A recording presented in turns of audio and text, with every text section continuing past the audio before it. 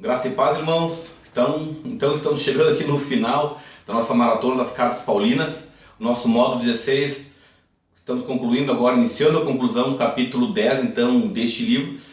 Então, vamos apresentar nessa aula, então, a carta de Paulo aos Efésios.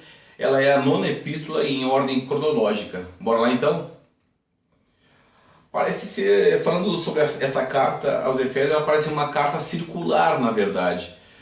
Observamos que teve cartas que tinham caráter de tratado teológico, outras cartas elas pareciam uma biografia.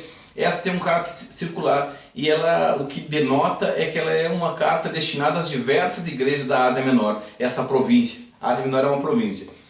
O conteúdo dela não é pessoal, não trata de problemas específicos de Éfeso e não possui uma saudação pessoal, isso que deixa a entender que é para toda a província da Ásia Menor.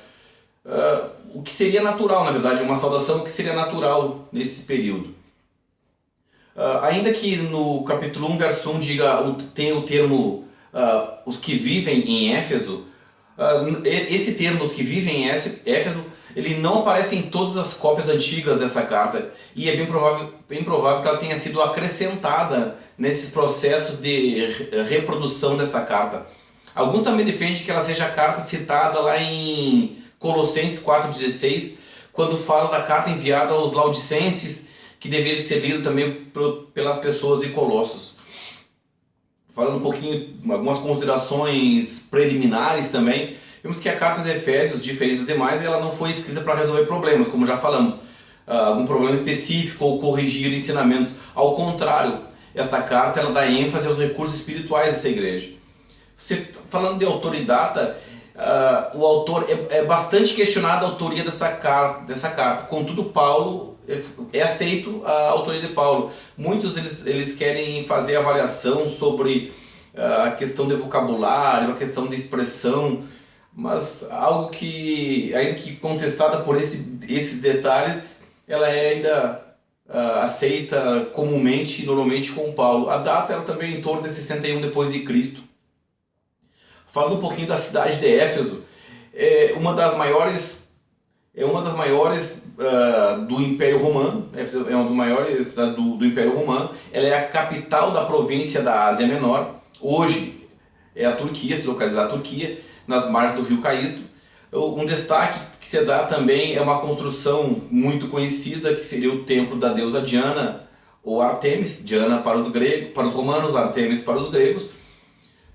Esse templo foi incendiado no dia que nasceu Alexandre Magno. Posteriormente ele mesmo se ofereceu para reconstruir, mas os efésios não aceitaram e foi negado o pedido. E os próprios efésios reconstruíram com maior esplendor ainda do que havia esse templo. Ainda relembrando que nós já falamos no princípio deste módulo, que é uma suntuosidade de templo, com 127 colunas, 20 metros de altura cada uma. A cidade é muito grande, com cerca de 225 mil habitantes, e era o maior centro comercial da Ásia Menor. Isso era a cidade. Agora você fala um pouquinho da igreja de Éfeso. Quando Paulo chega, ele encontra um pequeno grupo de irmãos, ele conversa, é muito conhecido esse trecho da história. Eles se comunicam e Paulo interpela eles a respeito do batismo. Eles são batizados por João. Então, neste momento, Paulo ora, eles são batizados no Espírito Santo. Éfeso tornou-se o centro dos trabalhos missionários do apóstolo, e lá também se encontra uma escola, a escola de Tirano, e essa escola tornou-se então o centro dos ensinamentos de Paulo. Alguns defendem que as igrejas de Colossos, Hierápolis e Laodiceia, fundadas por Epáfras, tiveram suas raízes nessa escola, né? Nessa escola de Tirano, na verdade. Falando um pouquinho da unidade da igreja que é citada neste módulo, nessa carta, Paulo menciona a localização dos judeus e dos gentios dentro do plano de Deus. Cada um fazendo parte dos planos de Deus, parte de um corpo.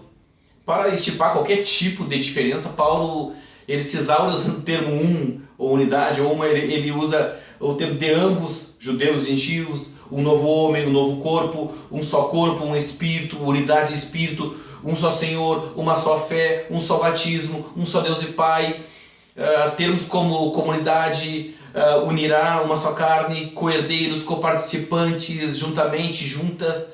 São alguns termos que Paulo usa para poder tirar essa diferença que tinha dos judaizantes em frente àqueles gentios que estavam adentrando no evangelho do cristianismo.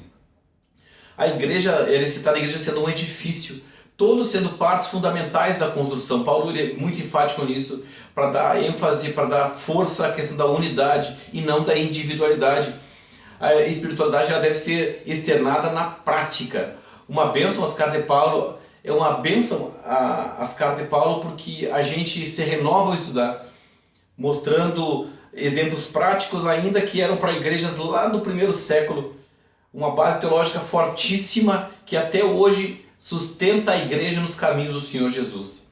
Então assim acabamos este módulo 16, que envolvia então primeira e segunda carta aos Coríntios, Romanos, Gálatas e Efésios.